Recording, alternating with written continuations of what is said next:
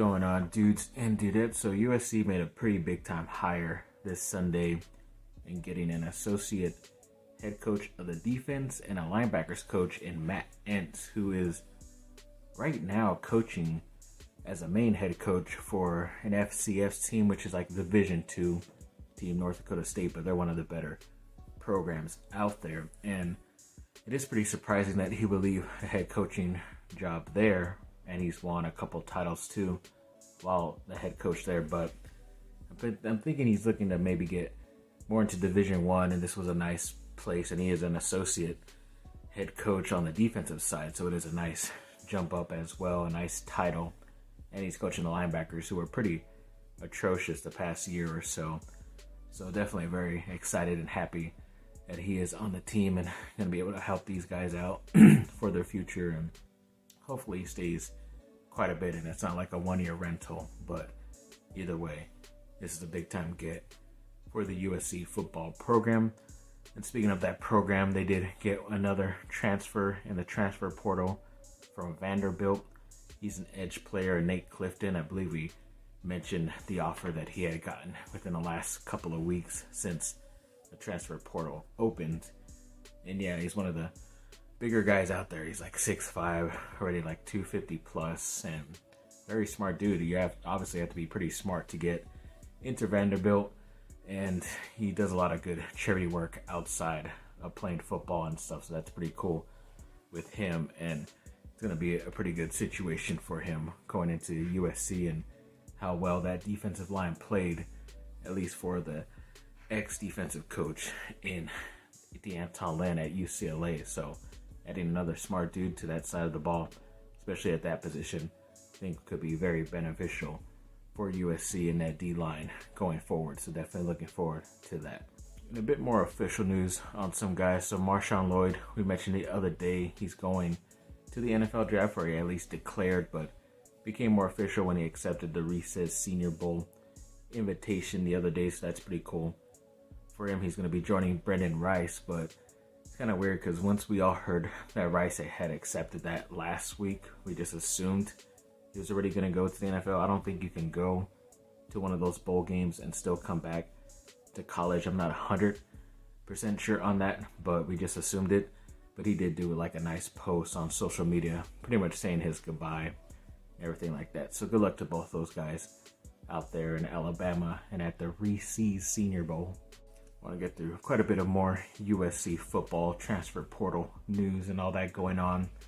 So they did offer around last week or so the Clemson cornerback Andrew Mukuba, I believe that's how you say it, and he has already set up an official visit to USC, so that's pretty cool, especially since hearing is either today or yesterday that Will Lee, that Kansas State cornerback, did commit somewhere else. So they're kind of down to their next level guy at cornerback, apparently. So looking forward to seeing what he does there. Then they also did have another guy that they're interested in quite a bit in South Carolina, running back Mario Anderson, which is pretty cool because they obviously went and got Marshawn Lloyd from there last year at that same position, and it worked out pretty well for them, and I'm pretty sure he's still as talented as Lloyd is too. And I know they're interested at it, just to know officially if they made an offer or he is setting up an official visit or not. We'll have to wait and see. And then a Saddleback offensive tackle, I believe that's like a community college offensive lineman. His name is Maurice Rodriguez. He recently he got an offer and is looking to set up an official visit coming up soon for USC, so that's pretty cool for them. It kind of isn't that good of a look if you're going after a Division II or even a community college type of guy, but there are some players that are just, lost in the process, and they're pretty good. They're just at the lower levels. You just got to find them, and hopefully he is one of those, and Maurice, so looking forward to that. A bit more of official news on David Pale. He did commit to Michigan the other day since making a video. So like I said, it wasn't all that surprising. Kind of pretty much knew this was going to happen, and it's kind of funny that all their posts don't pretty much mention that he was kicked off his high school football team and all this other kind of interesting stuff. It's pretty much why he flipped from USC to whatever team he was going to, because even USC took back their offer anyway. So it must have been pretty bad if that was the case. But either way, at least it's all behind us. And yeah, he will be a foe in the Big Ten, obviously going to Michigan. But either he turns out good and it sucks for us, or he sucks and it's water under the bridge, or you don't have to worry about it. So either way, looking forward seeing what the future holds for that. And then when it came to a 4-star safety in Trajan Greco, I believe that's how you say it, he recently put USC in his final 3 and set a January 6th commitment date. I forget if he's 2024 or 2025, but either way, hoping to get one of these guys to commit to them live on TV. I'm pretty sure if he is live around that time, it could be at one of the All-American Bowl games or the Under Armour Bowl game, something like that for those high school seniors. So either way, hoping that we do get a commitment from this guy.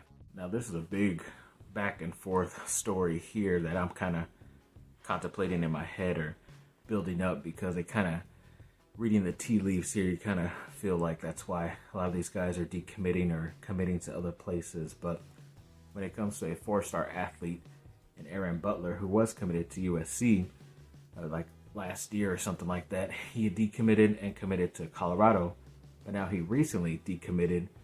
And I kind of put the things together, because when it came to Draylon Miller, another receiver that the Trojans were trying to get, apparently he chose Colorado. And even though Butler is an athlete, he was looking to most likely play wide receiver when he got to college. So Butler sees Miller commit at that same position, so he decommits, and now he's looking for somewhere else to go.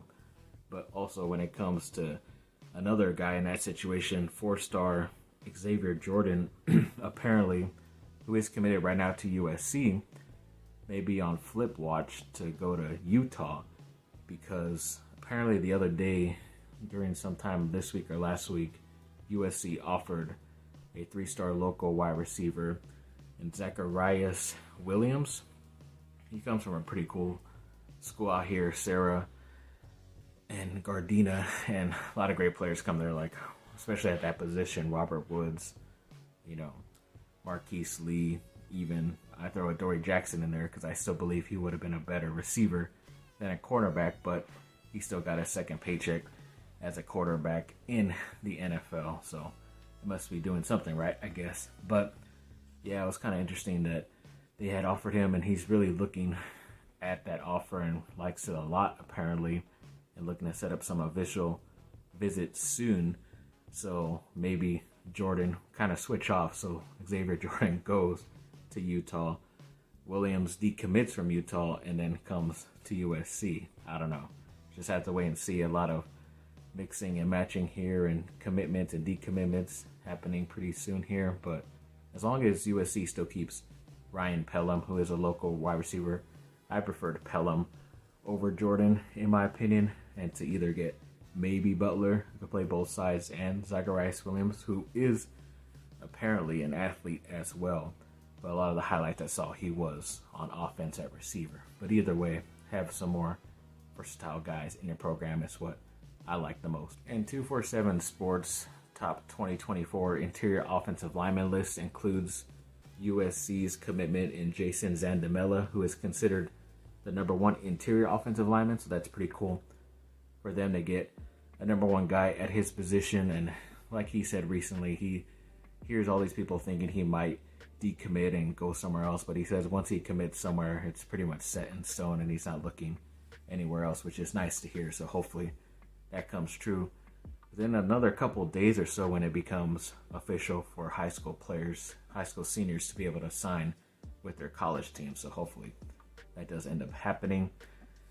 Then when it came to the Heisman Trophy, yes, Jaden Daniels recently won that this weekend on Saturday, and I only wanted to talk about it because he was a guy I was looking to maybe get into USC at the time, even with him and CJ Stroud, because they were local guys. Stroud was from Rancho Cucamonga, who's obviously killing it in the NFL with the Houston Texans as a rookie, but also Jaden Daniels, who who was only so far in San Bernardino, so a pretty local guy, but they just didn't go after them. They went elsewhere. Daniels first went to ASU, then went to LSU, and now won the Heisman. So, USC kind of whiffed on both of those guys. But either way, looking forward to see what those guys have in their immediate future. And the USC women's played today. They beat UC Riverside 85-53. Juju Watkins, of course, had 27 points, 5 assists, and 5 steals. So sadly,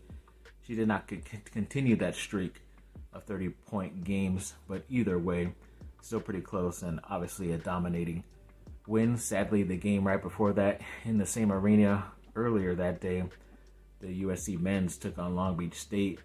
And it was a pretty close game, and obviously it was Bronny James's first game. He got 16 minutes and filled up the stat sheet, had like 4 or 5 points, a couple assists and steals, so a nice block as well. But yeah, sadly they did lose 79-84 in overtime, which sucked. But either way, it's a nice homecoming and ability for him to play. It's pretty crazy what happened to him, and now he's still able to play, and he looked pretty good out there. So definitely very excited to see what Bronny James has in store for us Trojan fans. And then, yes, local Orange County team Mater Dei did win the state championship 35-0 over, I forget the name of the school, but either way, they dominated their way throughout the postseason and got that victory. So congrats to them. It's pretty crazy how dominant they were. Hopefully USC does get a couple of those guys, those seniors and juniors, committed to their team soon. But either way, congrats to them. So yes, thanks for watching, people. Like and subscribe. Comment down below. Let me know what y'all think. Have a great rest of your day. Bye. Fight on.